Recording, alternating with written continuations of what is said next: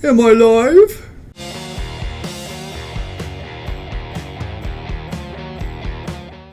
This is the Bill Wooditch Show. And the Bill Wooditch Show is the way always forward. Today we're going to talk about something that I think we all have experienced or continue to experience at some point. Probably at different levels, different degrees, but we all experience this word, attachment. Attachment. When we connect to, identify with, or hold something near and dear that we're attached to.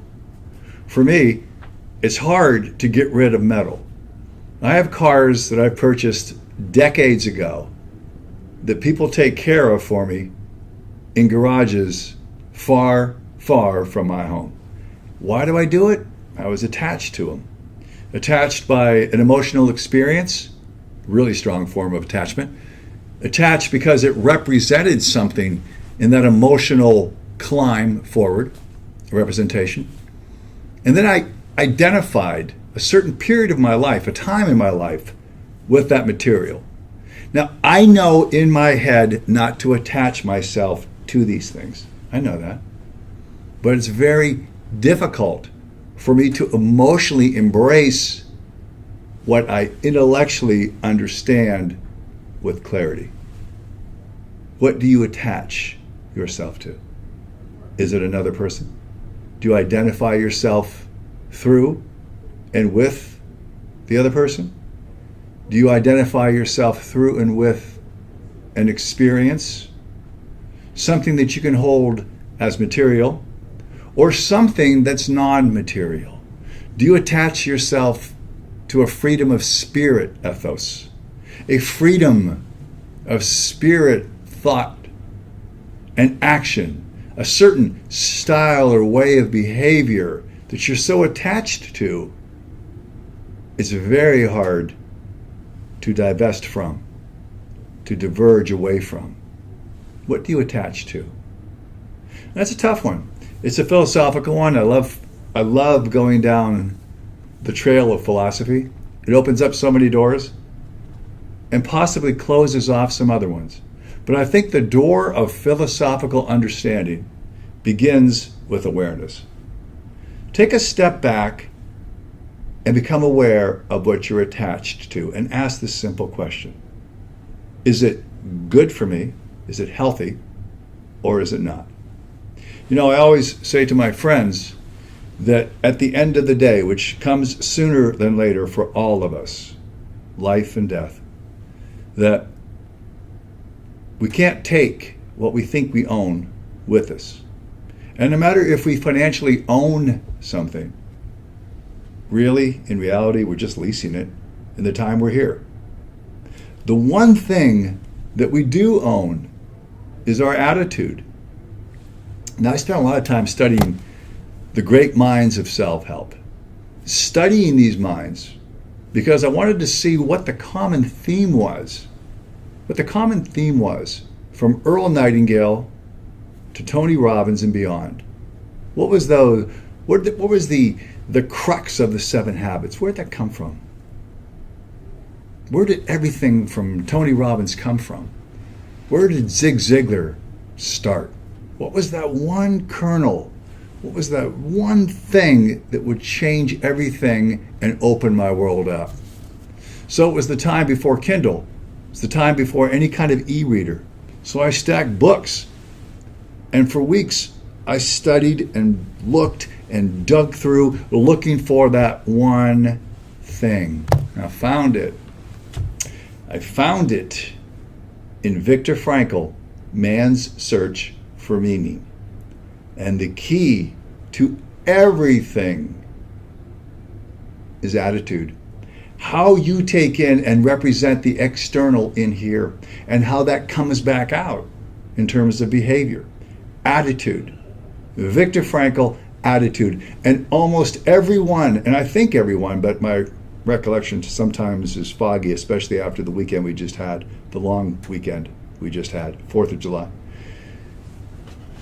Everyone mentioned Viktor Frankl, Man's Search for Meaning, and the importance of attitude in dictating not only future happiness, But to Frankel, who was a World War II prisoner in Auschwitz, survival. Those who were in those prison camps and looked back and thought fondly about what was in their past, and then looked forward with a sense of sanguine optimism that they would have that again, were the ones outside of divine intervention that survived. Their attachment wasn't to the present condition, but it was to the future possibility. And the attachment was to the awareness that attitude was critical in their survival. And it's critical for yours. It's not only critical for survival, it's critical if you're going to thrive. And if you take a look at your attachments and what you value, you will start and begin to realize what is important, what it is that truly makes you happy at your core, what you've identified yourself with through attachments, and then you can think, does this attachment bring me a positive or a negative? You know, Colin Powell, so in general, said that we attach ourselves to ego. And when we do this, and ego can be good or bad, ego is neutral. So ego can be the thing that we most often think it is. There's a certain what I have, what I am, what I look like. And then there's the other part that's just whatever you attach to, that's what I represent myself as. Could be good, could be, it's just neutral. That's your ego. But he said that in war, if you attach your ego to a position, whether it's in the field or perhaps as a major or general, an admiral, and the position falls, your ego goes with it. Now that's an attachment to a position, to a title, to a thing outside and most times beyond your control. What you do control is your attachments, understanding the impact of what they have, what they do in your life. Now I have an attachment based on need to the person that's going to jump around behind this screen. Her name is Kelsey McDaniel. It's not personal, Kelsey, it's just business. She's going to come around here and talk about her attachments. No, not really. Why don't you pull up a seat here? Join the Bill Wooditch Show. Those of you who followed us in our past life on Sirius Radio and watched us on Facebook Live, you recognize this face. Yes, she rarely smiles, usually because she's upset with me. It's just my face. Kels, what do you think about attachments? Well, I think what you were maybe leading to a couple minutes ago. Maybe, which means I was vague. Well, let's see if we are on the same page. Do you like how I'm sitting back since you yelled at me yesterday? I liked it better when one of us is in 3D. So it looks like we're like 4D TV. 3D. When you're attached to your attitude, right, and you take ownership over your attitude, and you're not focused on the present situation, you are not influenced by, well, not necessarily influenced by what's currently going on around you right now. So you're focused on your attitude, and it's inward. But I think what you were almost getting to, almost getting to, and I think is you don't take anything with you that you think that you own, and I like that.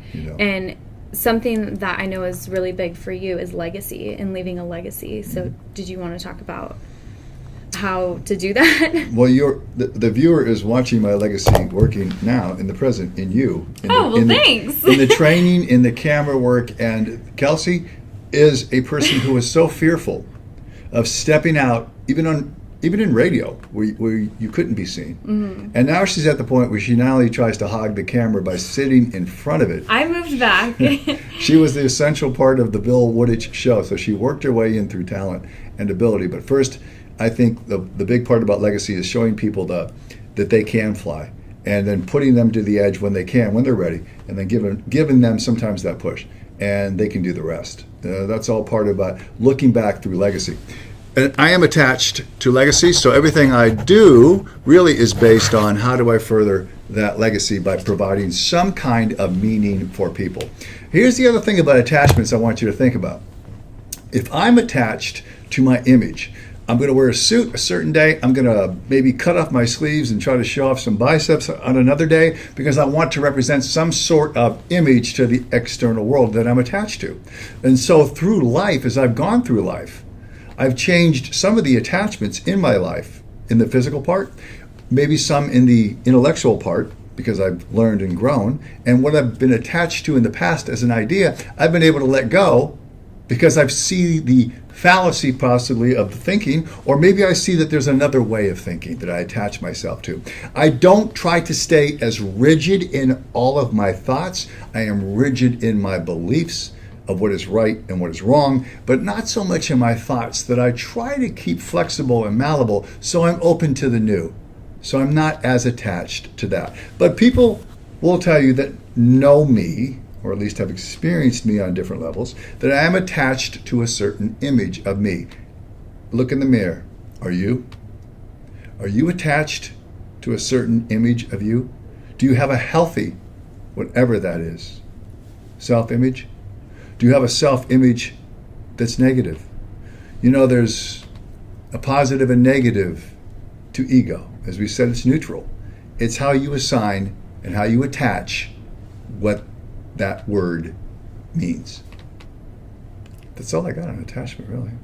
But I like that, though. You attach yourself to the possibility of a successful you. Mm-hmm. You don't attach yourself to, when I walk in, am I the 10 in the room and everyone else is an 8 or a 7? You know, you attach yourself to the best version of you, whether that be physically or career-wise or a combination of both. And it just goes back to the... So what would they say? If you were the 6 in a room, you should probably find a different room. And if you're the 10 in the room, you should probably find a different room too, right?